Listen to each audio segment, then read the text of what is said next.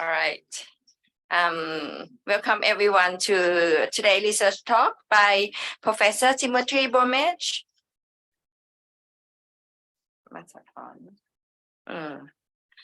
Professor Bromage finished his master. Sorry, let me close my here. Finished his master and PhD in biological anthropology, and right now, Professor Bromage directs the Hard Tissue Research Unit, Mineralized Tissue Preparation and Imaging Technology Development Laboratory in New York University. His research emphasizes on the translation of mineralized tissue to environmental and evolutionary studies, which include microanatomical correlates of bone and tissue biomechanics, enamel and bone growth rate in respect to environmental contribution, and skeletal disease research. Today's talk is about odontological contributions to a metabolic theory of everything. Please welcome Professor Bromage.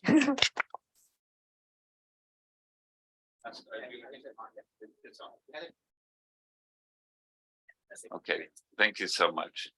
And thank you for this opportunity. I know Hedy and I drifted into Bangkok and looking for people with like interests, and Elisa, of course, as a former student and now friend and a member of the dental community, helping us to meet Dr. Noom here and to enjoy having I would say maybe a first talk at the university. And you're probably wondering about the title. It is purposefully a little enigmatic. It's an unusual title, of course, but I hope to demonstrate to you that within the fabric of teeth can be explained all of your biology. Maybe even your behavior, I don't know, but at least all of your biology can be explained from teeth. And I can say this with some confidence because I'm sure this will be something new for you, and I would appreciate knowing from you also, perhaps in the hours or so that proceed from here, if this is something interesting for you and if you would like to pursue it. So as you know, and as it says here, that time is an essential ingredient in nature's pattern generator. And I'm referring to nature's pattern generator as all of the processes that occur in nature that generate patterns we recognize. And we recognize them particularly as incremental patterns, patterns that demonstrate that over time something is being laid down. Everyone here you will be familiar with tree rings and the annual lines in trees. You will be familiar with corals and the coral reefs. And here's a close-up of those corals, and you can see the incremental lines. Here is a typical bivalve seashell with incremental lines. And if we get closer, we can see the tidal lines of the sea in that shell. This is a fish scale of a fish that actually went up onto the space shuttle. This is a fish otolith. These are daily lines in the ear bones of fish. This is human bone. These are lamellae, and they are formed on a rhythm, which we'll discuss in a moment. Human enamel. This is a 7 or 8 day rhythm. These lines here, we'll talk about that more. This is agate. You see that with climate cycles, rock cycles create also rhythms. And this is a microstratigraphy from an archaeological site. And these are seasonal rhythms of summer and winter. And these are soundings of the deep sediments beneath the North Sea. And these rhythms are also climatic, and they are on the kilometer scale. So we have rhythms everywhere from the 1 micrometer scale to the kilometer scale in patterns in nature. And intuitively, we understand how these patterns work. So for instance, here is a tree, and we could know that this is the year that the tree was born. If you want to think of a tree as being born, its first year. There was a very good year with lots of rain, and the distance between these rings is quite large. And there was a dry year where the distance between the annual rings is quite small. And even we can see that there is a disturbance in the structure of the tree because of a fire that had occurred. One can do all of the same kinds of things with a cross section through a tooth.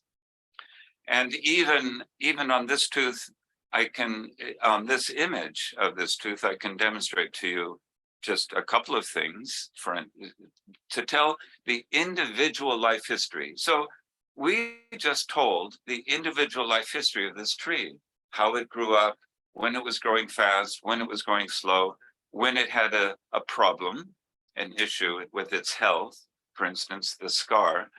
But on this tooth here, this is a deciduous upper incisor tooth, baby tooth. You can see this line here. This is the neonatal line. So we're getting an individual life history of this little boy. This tooth came from a little boy in a hospital in New York.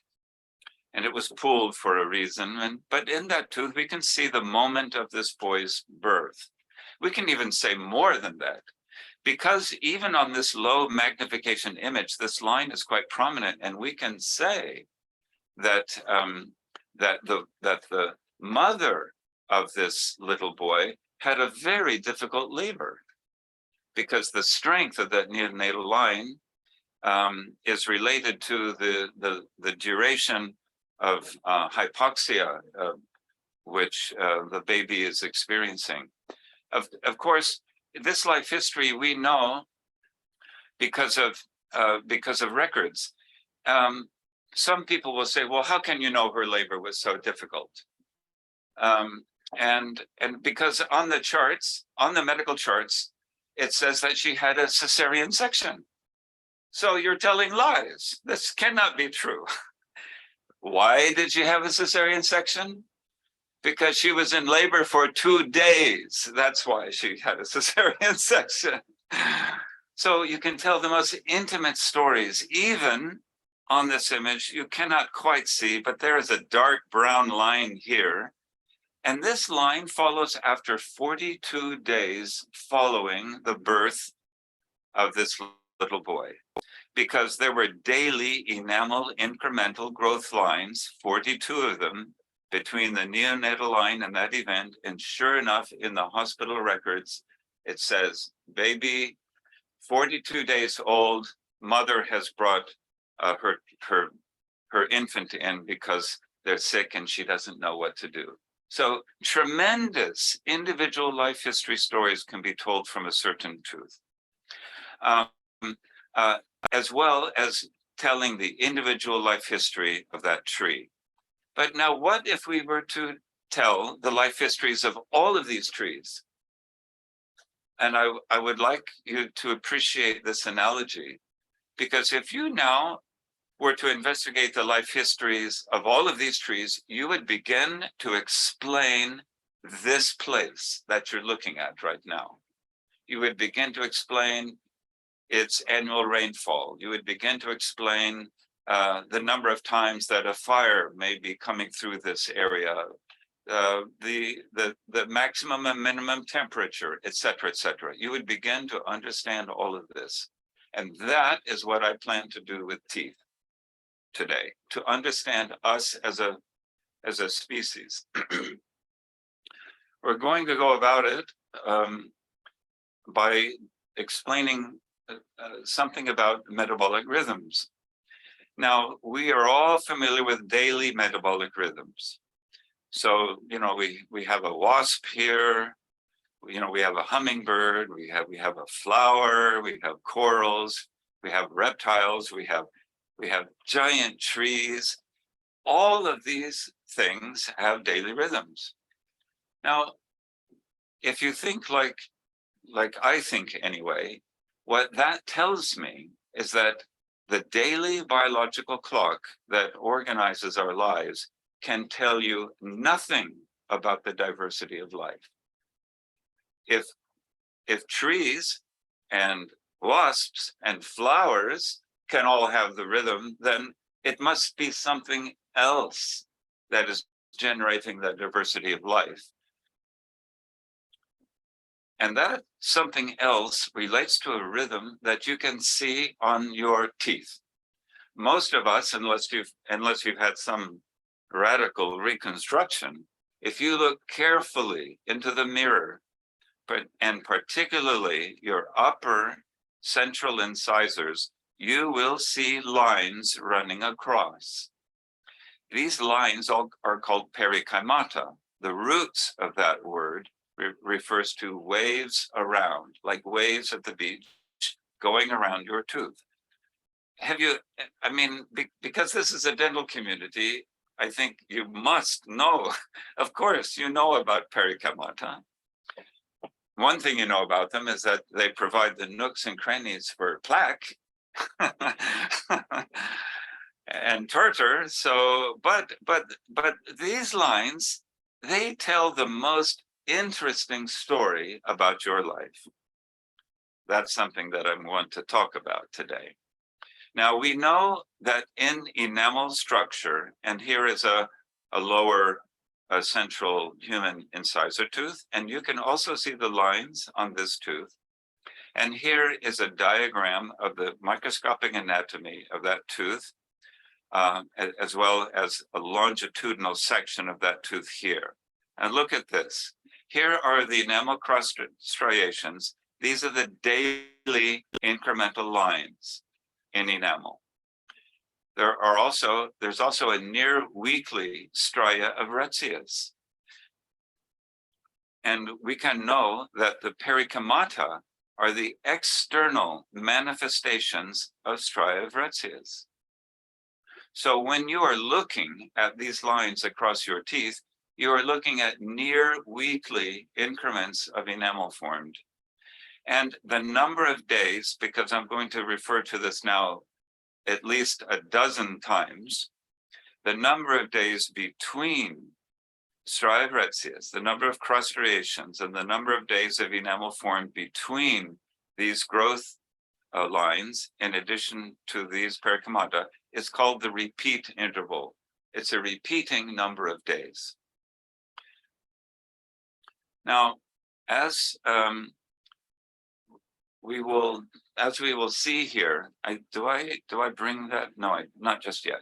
As we'll see here, we can ask whether this incremental anatomy, particularly the longer period anatomy, because we had daily rhythms, the enamel cross striations, but there was a longer rhythm in the enamel.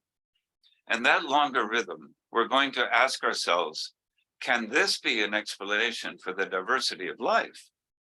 In fact, we now know that the daily rhythm cannot explain any of it, but what is this other rhythm?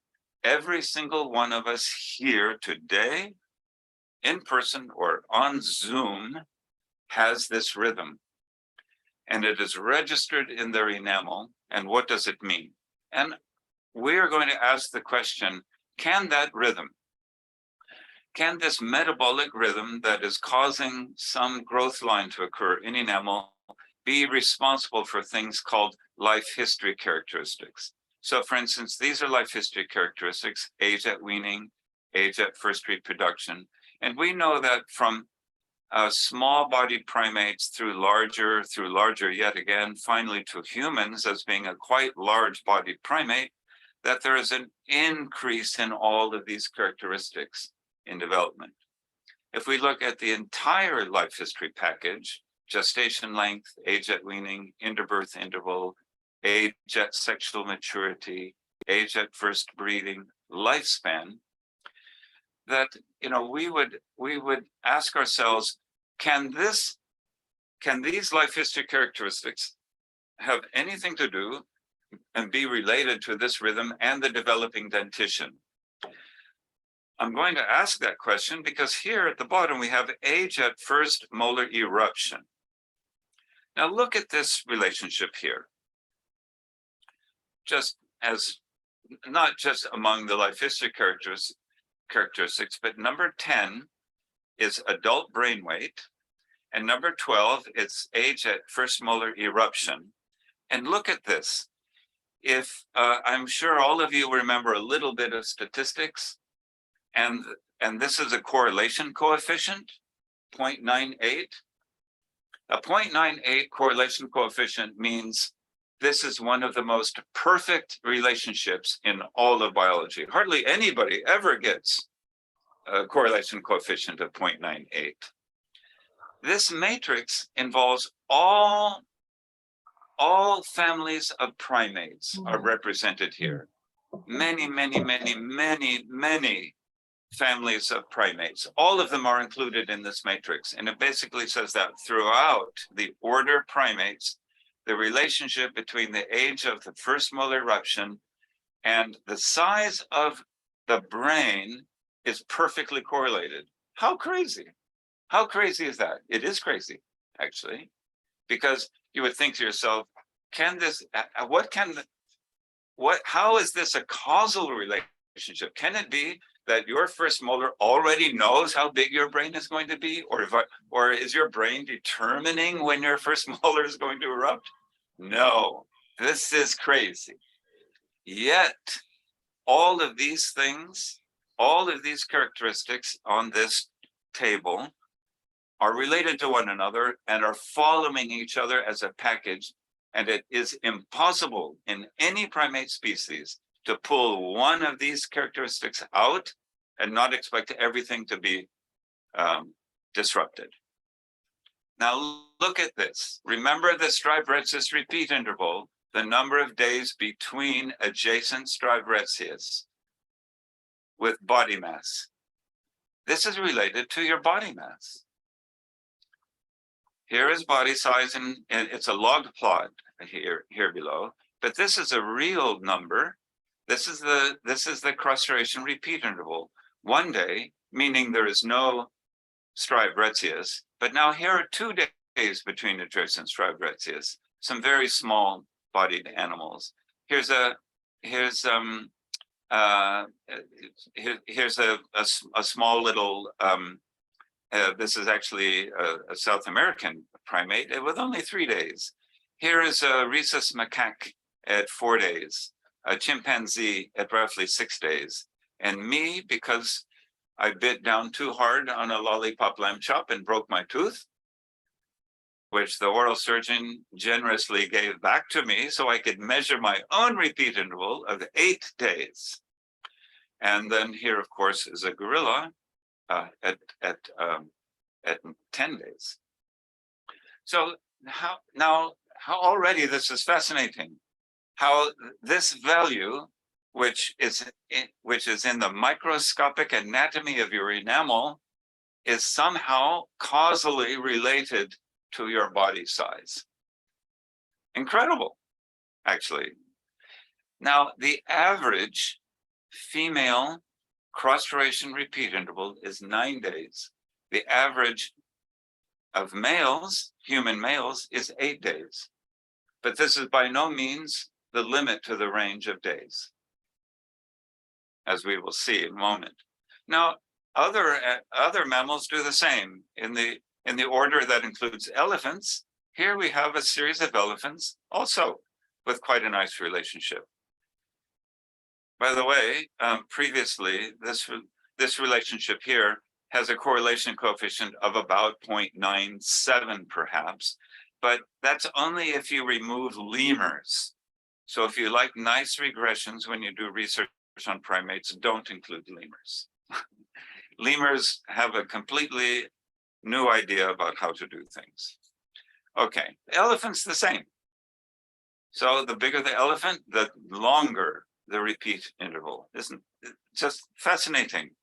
Here, this is a group of human beings for which we had hundreds of dental samples of known body size and weight and height anyway. And the range is from 5 days to 11 days. And the relationship is significant. So even not just between species of primates, but even within the human species, the relationship between the cross-ration repeat interval and body size still exists. Why? So here it is again, the cross-ration repeat interval here, and on this scale is basal metabolic rate. So is it possible, actually, that in fact, this metabolic rhythm that is generating your body size has arisen because the rhythm itself is responsible for helping to regulate your metabolic rate? Now we're penetrating quite deeply and profoundly into your biology, because your metabolic rate determines everything about how your life proceeds. And toward the end of this presentation, how it stops as well.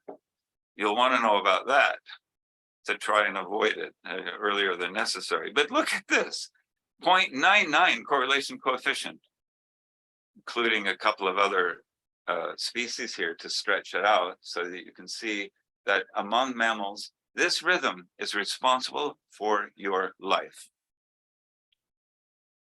So I can't see people in Zoom world, but did anyone here today ever hear of this before? No, completely new. Elisa shook her head no, which means she wasn't listening when I was giving my lectures in New York. Okay, so this, oh, I'm sorry. I should not have done that. Share screen again. It should be here. Share, sorry. Let's come back again to this graph and presentation mode. Okay. This should run on for much longer, but it's PowerPoint. So this always happens to me. It worked yesterday just fine, but never mind, you saw those relationships. The cross-duration repeat interval is not only related to body mass and basal metabolic rate, but because these things determine all of those things too. And they are all statistically and highly significant, which means, of course, here's a ridiculous thing to say. You could throw a tooth at me from any primate species at all. Any primate species you want, just throw the tooth at me. I'll take it, I'll go make a thin section, and I will reconstruct the mass of the liver to within a few grams. How crazy is that? It's quite crazy.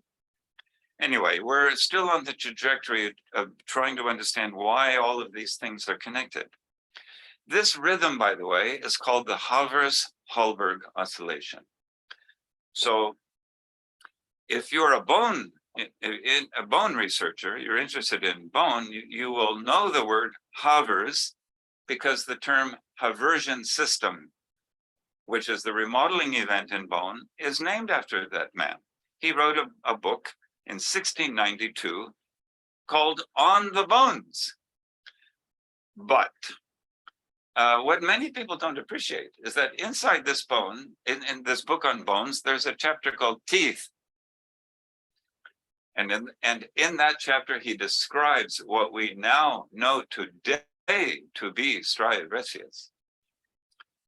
So that was Clopton Havers. And a man named Franz Hallberg. He is the father of chronobiology. He was Austrian by birth, but then came to the US and the Mayo Clinic in Minneapolis, Minnesota. And he would be known as the father of chronobiology, because I assume that everyone has heard the term circadian, as in circadian rhythm.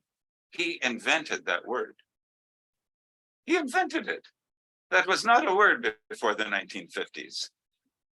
He created that word in order to develop a science of time. And before he died in 2013, we became friends and we discussed the rhythm that we're talking about today, the cross-duration repeat interval. He was very excited about that rhythm, which is one of the reasons why the Havers-Hallberg oscillation includes his name. So let's come back to it again. The question is, what is missing, right? What is missing?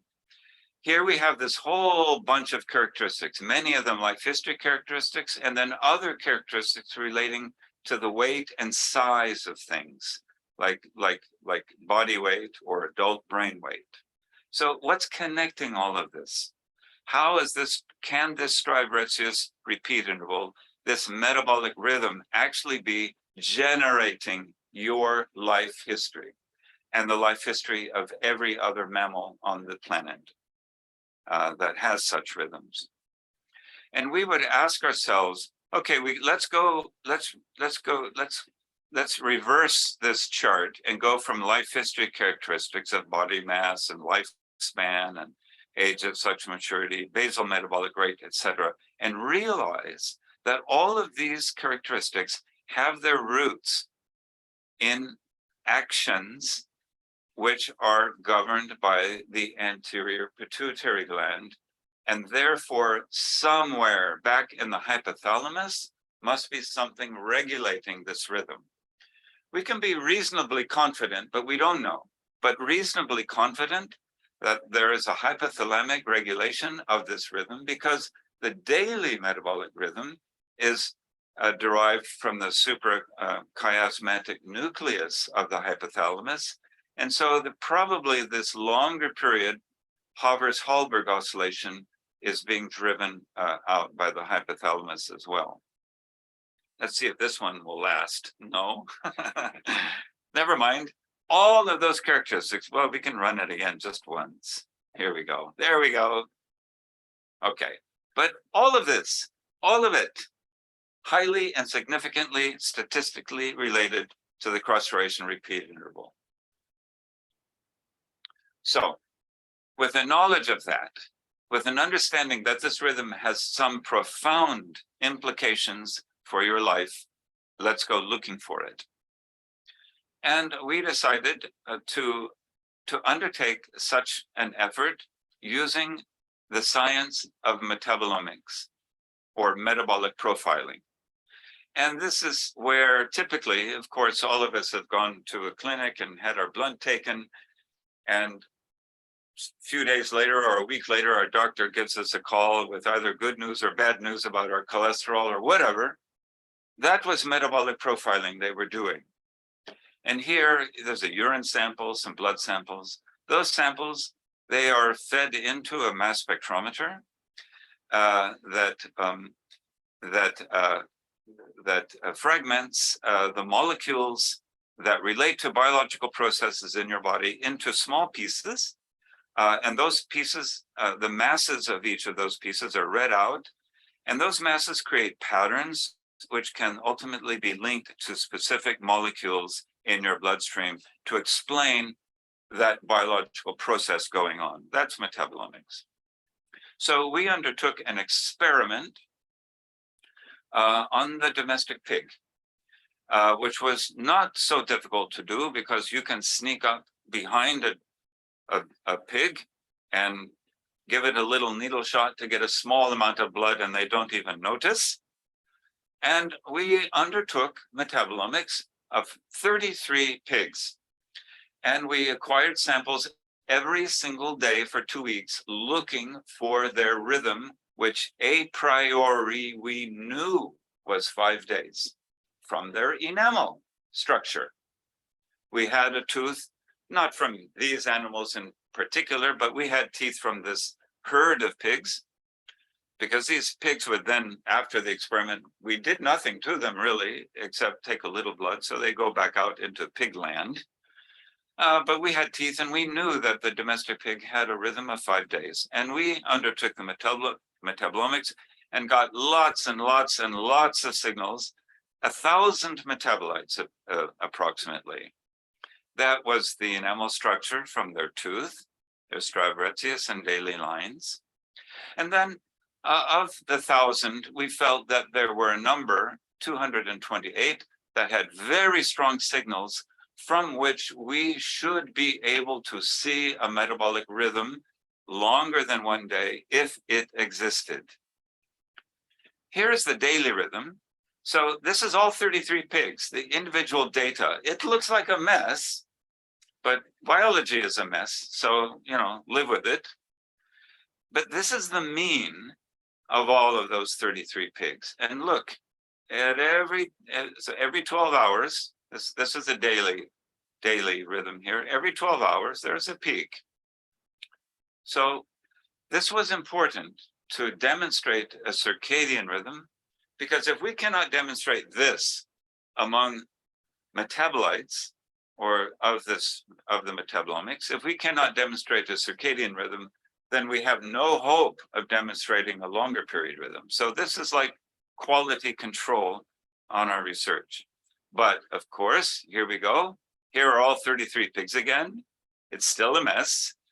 But at day 2, 7, 12, every 5 days, something is happening.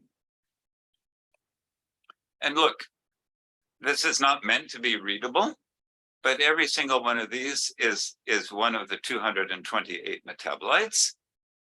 And look, most of them, this is using a statistic to calculate the significance of a metabolite oscillating on a rhythm of let's say 4, 5, 6, or 7 days. And you can see that nearly the entire metabolome, it's called, of this pig is oscillating on a 5-day rhythm. So the biology is overwhelmed by a rhythm oscillating at 5 days, which is governing the metabolic rate and the development of the pig. Here is one single pig and 22 metabolites selected that were oscillating significantly. A single pig. This is the blood draw that occurred at 11 o'clock at night every evening. And by the way, these pigs were living on a 12-hour a day, 12-hour night. And to get this collection, the lights on the emergency escape lighting in the room were covered with red cellophane, and they dropped to 5 lux, which is around moonlight. And the students came in with little headlamps into the room so as not to disturb the pigs. Yes, so all these metabolites, it's a mess, it's biology. The body is doing all kinds of things. At any one moment, the body is undertaking hundreds of biological processes. All the tissue and organ systems are doing things, but let's take the mean of it and look at it again. 2, 7, and 12 again. See, it's still there, even despite all the biological variability. What do those metabolites do? If we look at the biological functions of the metabolites oscillating on 5 days, we see that they are dominating the biology of apoptosis, cell cycle, proliferation and growth, and protein synthesis. This is development. If you're unfamiliar with apoptosis, this is cell death, but this is an integral part of developing body mass and maintaining the body. Some cells must go and they must be replaced. So this is a rhythm of development, of growth of body mass. And now we know why the strive-resist repeat interval has such a high correlation coefficient with body mass, and therefore why it should be related to basal metabolic rate, because your basal metabolic rate is exactly determined by your body mass. Every cell in every tissue and every organ all add up. They all have individual metabolisms, and they add up to your metabolic rate. So we now know that there is this growth. It's also a maintenance rhythm after growth, that this growth rhythm is occurring every 5 days in the pig. But guess what? The beauty of biology is illustrated in this diagram here. The wondrous precision with which the body organizes itself. And that is because there is another rhythm here also operating on 5 days. There's always a surprise in research. You look for one 5-day rhythm and you find two. The other one is a degradation rhythm. So 1, 2, 3 days after the growth rhythm, all of those metabolites that were a part of the growth rhythm become degraded back to their individual constituent parts, individual amino acids, individual molecules to be uptaken and reused in the next cycle of growth. I mean, this is just incredible conservation of energy. It's a beautiful system, extremely fine-tuned. Now, we found another animal, a rhesus macaque. In my diagram toward the beginning of this presentation, I showed it at 4 days, but some rhesus macaques, the big ones, they can be 5 days. And here was a 5-day macaque. And we took a hair shaft. This is a scanning electron micrograph of the hair, a very small region of hair, only 300 micrometers. But over 25 millimeters, we examined this hair, and every 5 millimeters, we see this pattern of oxygen, nitrogen, and carbon concentration, which we acquired using instrumentation in our laboratory. And it turns out that 1 millimeter per day is the average rhesus macaque hair growth, and that we are witnessing the Havers-Hallberg oscillation, the crustration repeat interval, even in element concentrations in the hair.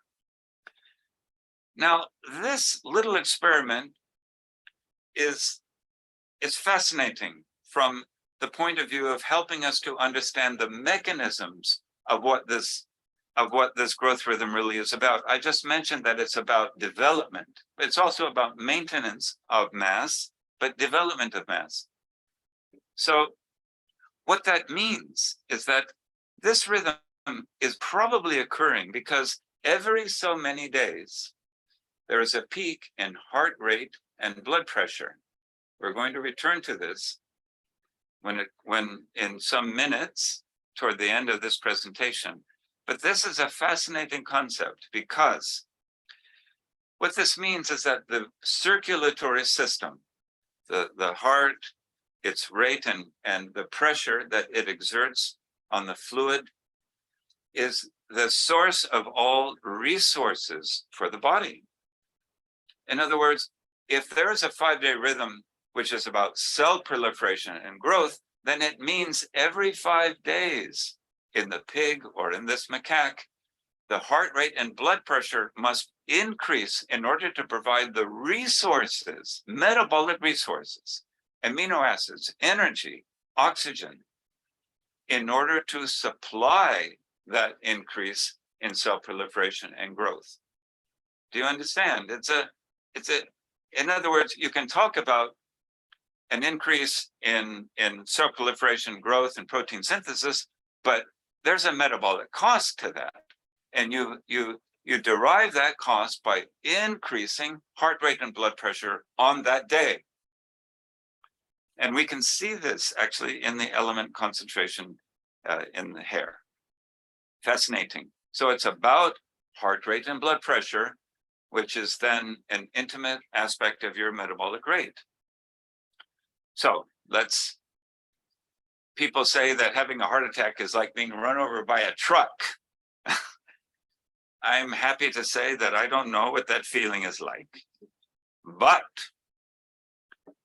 what that means is that if you were to know a person's rhythm, if you were to know, and I'm calling it a multidian rhythm, which is like circadian one day, but multidian is many days rhythm, Havers-Hallberg oscillation, you can use that term too. If you knew a person's multidian rhythm and they were a person at risk of heart attack and stroke, you would know the day in the week that they were most at risk. And the night before, they could premedicate to reduce that risk on that day. Does anybody in this room know? Even myself, I don't know what day I am in my rhythm. So we can talk about, are there ways of knowing? And there are. We just looked at the hair, for instance. If nobody minds giving up a hair, then probably we can know what day you're in. At any rate, but isn't this fascinating? You know, we know there's a daily rhythm in blood pressure and in heart rate, but there's also probably a multidian rhythm. And we could mitigate heart attack and stroke for people who presently are completely unaware of what day in the week that they are at risk. The epilepsy industry already knows this fact. Multi-day cycles. Look, human multidian rhythms. Multi-day cycles of heart rate are associated with seizure likelihood. And guess what that seizure likelihood is? The day when their heart rate and blood pressure were at their highest. So they understand this rhythm, the epilepsy community. As well, other health benefits to doing this kind of research, the metabolomics. For instance, here are relationships between metabolites, which are on the x-axis, and these are small non-coding RNAs, because we also did the genome of the pig. And guess what? This microRNA is associated with colorectal cancer. Who in the world knows that if they were to just measure the free cholesterol, which is a small percentage in the bloodstream, maybe 5%, the free cholesterol level, that they would know, perhaps even just from a conventional metabolic profile, if they were more highly at risk for colorectal cancer. Only the people in the world that read this paper would know that, because I've never seen anyone measuring, I've never heard of anyone measuring free cholesterol to know about this. But there is a diagnostic criterion right there, free cholesterol. And are you at higher risk, which you would be here, actually, at the lower, you would have a higher risk of colorectal cancer. You want your free cholesterol to be high, not low like all the other cholesterols. you want the free cholesterol level to be quite high. Okay, and so but as well, if you were to know your multidian rhythm, and you were someone who had cancer, probably there is a day in the week which would be better for you to have the near weekly regimen of the chemotherapy. Why do some patients respond well and others don't? People say, well, we don't know why. Well, this could be one of the reasons.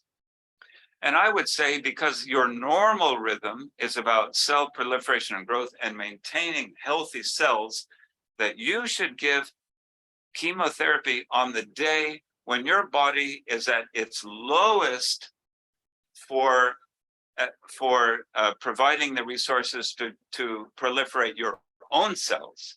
And this would be the most damaging then to those cells that are proliferating rapidly, that you would know to give it on this day. No one in the world is doing that at the moment, not a single clinic in the world. Finally, can it be possible, or almost finally, that you could be regulating your multidian rhythm. Maybe, perhaps if you extend your daily rhythm by living in this little box and changing the hours in the day by 3.4 hours a day, you can maybe change yourself from a 7-day person to an 8-day person. Why you would want to do that, I have no idea. It sounds a little crazy to me, but in the future, there may be a reason. Finally, if you indulge me in 6 slides for my own personal interest in what is called metabolic ecology. We actually went to this place and we used multidian rhythms for understanding this place. So this is Lake Chilwa. It is in Central Africa, southern Malawi. And we obtained from a cadaver collection at the Gross Anatomy program of the University of Malawi Medical School, the tissues, dental tissues and bone tissues of people of known life history. And we knew the age of this person. And we knew that every single one of these lines in the cementum of this man was an annual line. And you might think, okay, well, this is useful in forensic odontology, for instance, but let's take it a little further. Here's a woman, and we know that this line, she had a strong line in her cementum structure that each was associated with the 2 children she had. So cementum is even providing information about childbirth in women. The reason for this is because childbirth is also associated with a hormonal balance for relaxing the ligaments of the pelvis. Well, it's that hormone isn't just affecting the ligaments between the pubic bones of the pelvis, it's relaxing every ligament in the entire body, including the periodontal ligament. And so there is actually a signal of birth in the teeth of women who have had children. Fascinating. But, and as well, here's a man, he had malaria, that caused a line. He was pretty ill. He was even put in jail, and that caused that. I mean, how interesting is that? Now, the Malawi jail is not a nice place. So I can tell you, he had every right to be caused a line in his cementum because he was put into jail, the poor fellow. At least you can see that he kept living when he was released, which is nice. Okay. Finally, a few slides on bone. So this was a fisherman who lived on that lake and made his life on Lake Chilwa. And here are bone lamellae. Bone lamellae are layers of bone, and each primary lamellae, you see it says primary lamellar bone. These were laid down when he was developing as a small boy. In fact, these lamellae, we know, go back to when he was approximately 4 years of age. We have about 16 years worth of bone lamellae here. Well, how do we know that? It turns out that one bone lamella is the striabrachius repeat interval in all mammals. Fascinating. This rhythm is not only generating an incremental line in enamel, and incidentally also in dentine, but the lamella in bone is also that. So if this were a rhesus macaque or a pig, this one lamella would be 5 days worth of bone development. We knew from the tooth from this man that each lamella was 8 days. And we knew when this man had died, and we could work back through real years of this man's life to when he was about 4. And look at this. Here is a ratio of zinc to strontium isotope concentrations that were read out using a different kind of mass spectrometer than the one for metabolomics, a kind of a mass spectrometer used for measuring element concentrations. And we measured using a laser across the 16 years of bone of this man. And the strontium zinc concentration is roughly following the annual rainfall through all of those 16 years. This is telling us how intimate the relationship is between the development of a person, of their bone, and the environment that they live in. And I think with that, it is enough to say thank you. And I hope I did not go only a couple of minutes over time, maybe, I'm not sure. But thank you so much. This is an image of human enamel, by the way, which you can buy. You just have to ask me. All the money goes to support the research at NYU, in fact. But at any rate, this is enamel prism morphology and an algorithm we use for measuring things in enamel. But at any rate, thank you from bottom of my heart, and those of us at New York University, we're thinking about you and hope to see you again in the future. Thank you. If anyone have any questions for Professor Bromage, or anyone in the Zoom, you can leave question in the text as well. So I have a question for you regarding your study is very interesting, and it's very fascinating how you look into the rhythm of biology.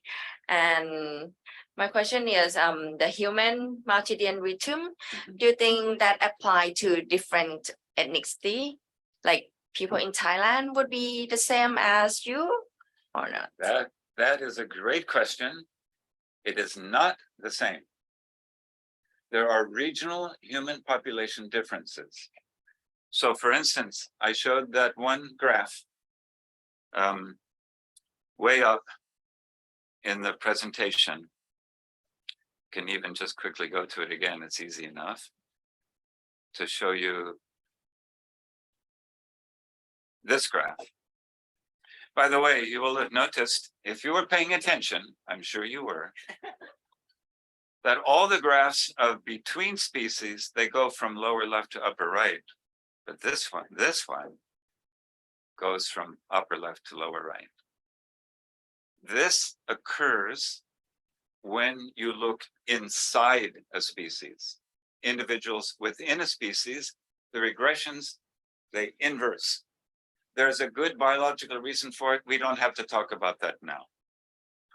This population is all Tibet. These people, there are about maybe 250, 300 people from Tibet in this sample. And you can see that the range is pretty much, it's the modern human range, but most of the people are in their 7 and 8 days. Most of the Tibetans are here. Very few are actually outside. Now the Tibetans, the average height is I only know in feet and inches. Sorry, I should have prepared better. But anyway, they're not 2 meters high for sure. They're maybe 5 feet 5 inches is the average height of these people. So, and the average weight for that height, it's certainly not 50 kilograms. It's significantly lower. Now, a Stryve-Rex's repeat interval of 7 or 8 of someone of European origin, much taller, much heavier. It's fascinating. So there is a regional human population variability. And so, what's that is also telling us is that this rhythm, it's not everything like I promised. It's not a theory of everything. It's a theory of some stuff. which is useful, important, and interesting, but not everything. So there are other things that you know already are regulating growth. You know that this isn't the only thing that can do it. You've got thyroid stimulating hormone, you've got growth hormone, you've got corticotropical hormone, you've got lots of the hormonal support, which is driving growth and development and maintenance, in addition to this rhythm. It's just that this rhythm is captured in enamel. We can study it among people, and then we can use this information for the health benefits or for understanding human biology. But yes, the rhythm, even though the rhythm is in the same territory, it means different things for the biology in different places in the world. This rhythm is applied for primates. What about other, like reptiles or? Yeah, so I showed you elephants, and it works with elephants, but probably not all mammals. Only some orders of mammals have used this mechanism for evolving the various body masses and basal metabolic rates for their species. But so not every mammal. And so, for instance, artiodactyls, animals with horns, antelopes and such, we don't have evidence that they are using this mechanism to generate body size and metabolic rate differences. There are other mechanisms that they used. So there's a question from the Zoom. The question is, if the multidian cycle linked to body metabolism and control, can this cycle be used maybe in the future to predict animal or human behaviors or response as a result of the metabolism or control as well? I've been thinking about this for years because it's such a fascinating area. And I would put money, I would bet money that if you could choose the day on which you took your final exams, that the multidian rhythm would have implications for your alertness and perhaps also for other behavioral things that we were not tuned into, because we live in a week. We tend to live on a week of 7 days.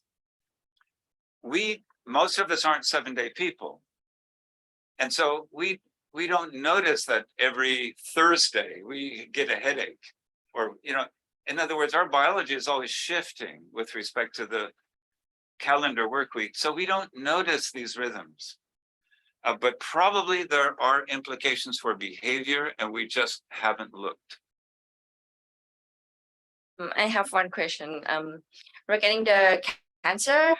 So you mentioned that it might affect the therapy that we apply for cancer, but before doing that, have we really considered about sequencing or check the genes of the mutation of the cancer, and then we divide it in groups, and then we follow the rhythm or use the metabolomics? What we can be sure of are that the cancer cells are not observing this rhythm.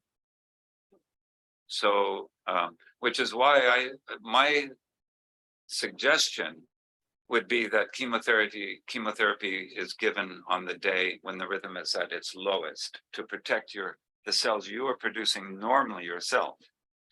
But yes, of course, it is even possible that the cancer involves a gene that relates to biological rhythms. And so it could be that those patients, if you were to look at the genome and observe that it was a mutation relating to a clock gene that is regulating the daily rhythm, that would also be completely disturbing your multidian rhythm. So we don't know to what extent the multidian rhythm is actually involved in any cancers. I suspect it is, but no one has ever looked. We don't know a genome of the multidian rhythm. We don't know the hypothalamic nucleus responsible for this yet. No one has looked for it. No one has written a grant. Is it that because no one's interested? You seem to be interested, but how we move forward depends on other people now. Like, we can't answer most of the questions satisfactorily. Totally understand. Yeah.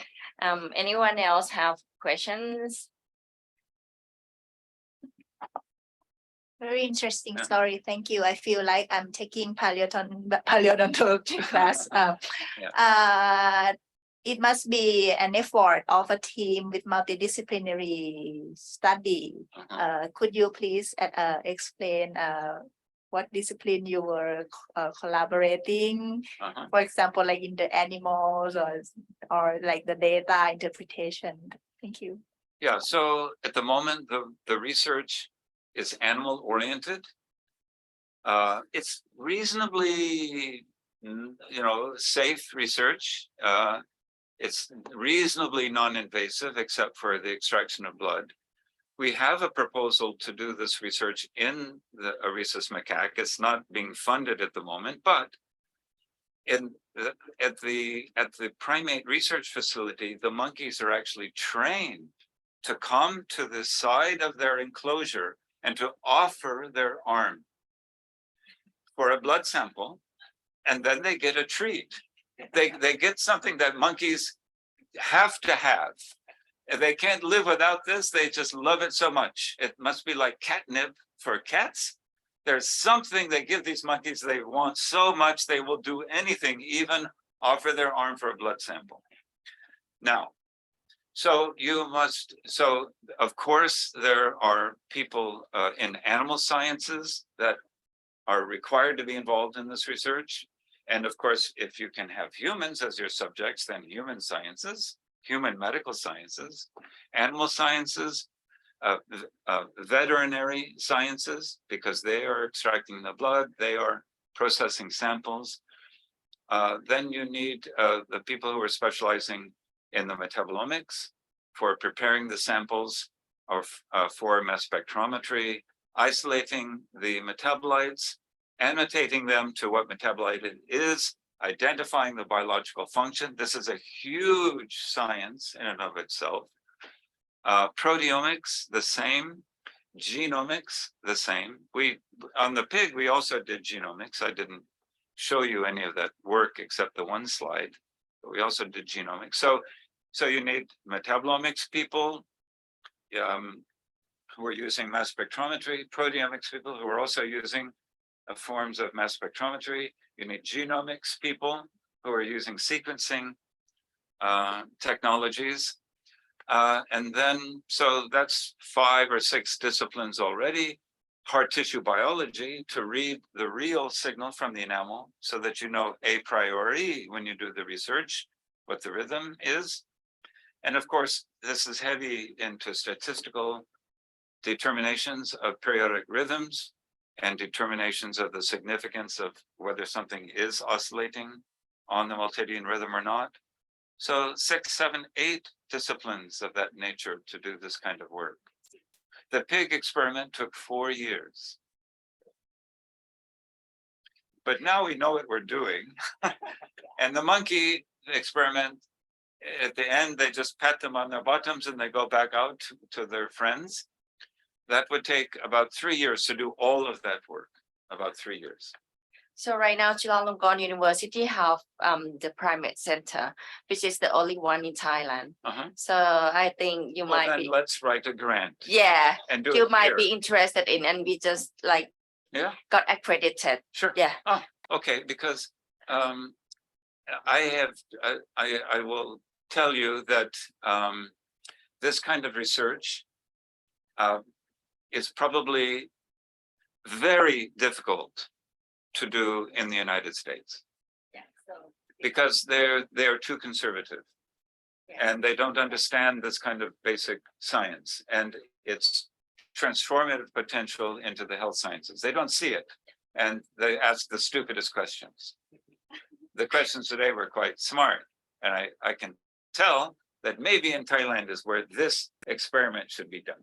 Yeah, and since we get the certified, there are many countries approaching the primate center. Yes. To get the Okay. experiment All right. done. So you Done. might be interested Consider to it visit done. the center.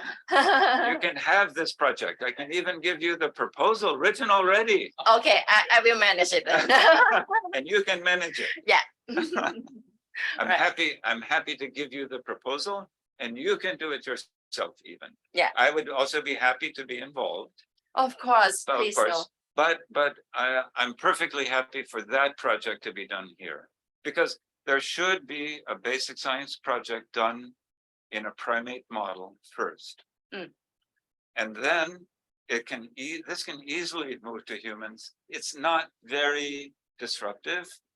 It's to do the work in humans. In fact, to get people's multidian rhythms, we just give them ambulatory heart rate and blood pressure and ask them to wear it for 1 month. And then we use that data and we know their rhythm already, you see. Yeah. Okay, let's do that then. Okay, we'll do that. Okay. Thank you very much for nice talk and very interesting point of view for biology. And hope to see you again and welcome you again to see you then Yes. Chulalongkorn University. Thank you so much. Thank We'll you. be back. Shall we take a photo a little bit? Hmm? Take a Sure, photo. sure. เชิญทุกท่านถ่ายรูปกันนิดนึงนะคะ just a little bit